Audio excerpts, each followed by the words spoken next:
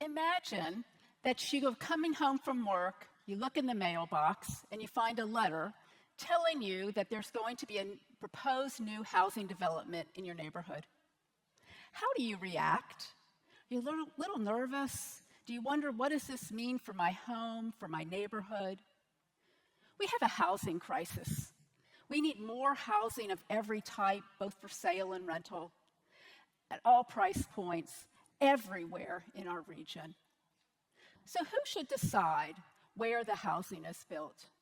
What kind of community do we want to create? Affordability affects everybody. Affordability means that a family pays no more than 30% of their income towards their rent or mortgage and utilities. Here in Central Ohio, 42% of renters are cost burdened. It means they're paying more than that 30%, and many are paying 40, 50, and 70% of their income towards their housing costs, which means there's very little left over for food, clothing, transportation, health care, child care, all the necessities just to live a decent life. And when people don't have affordability, it ends up with 25,000 evictions filed last year, Franklin County, and more are expected this year. And many people who don't have an affordable place to live or have suffered an eviction, they end up homeless. And many have what's called toxic stress.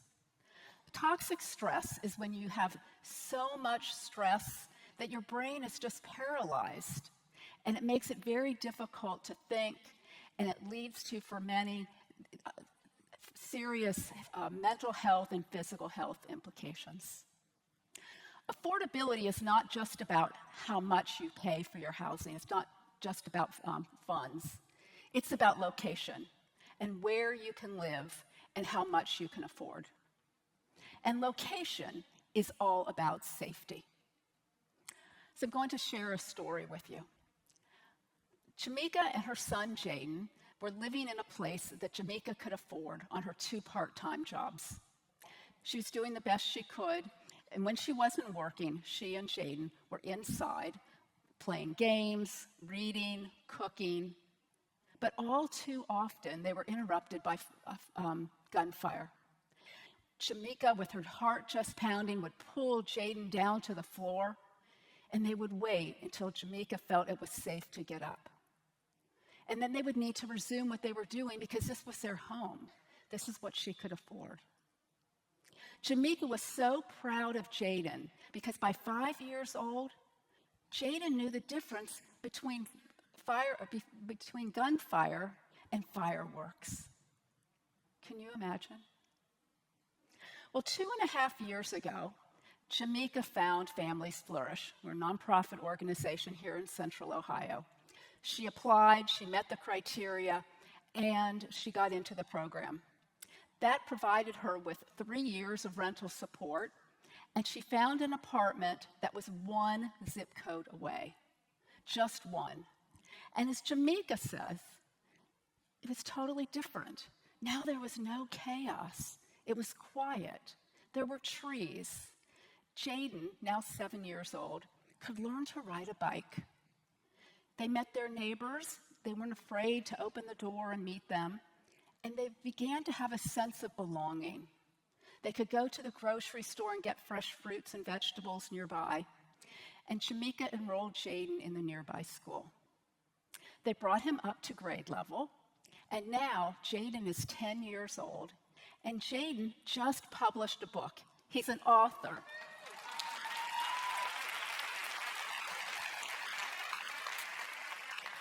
His book is called Becoming Jaden, and it's his journey to finding a new life in this new community.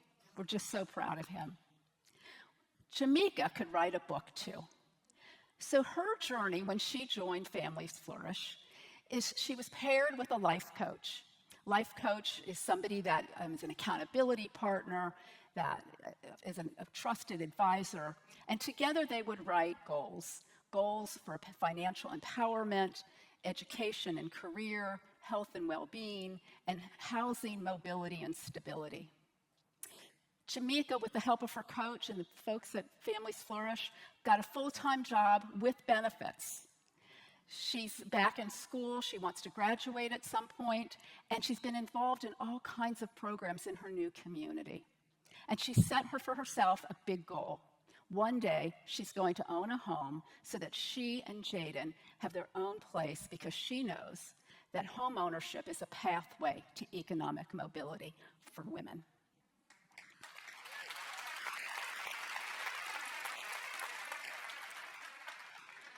So Jamaica and the 100 other women in our program are all inspiration to me and to our team, who work tirelessly in this 3-year program so that families can have economic mobility.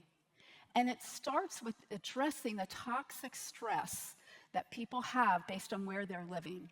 Because once the toxic stress is addressed, people's brains can be opened up to all kinds of opportunities and possibilities that they didn't have before.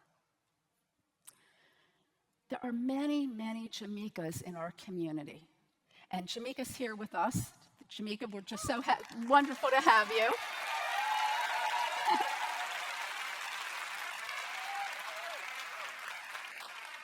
And while we know that Jamaica is very special, there are many special women in our community who all just want a better life, a better place to live, just like all of you.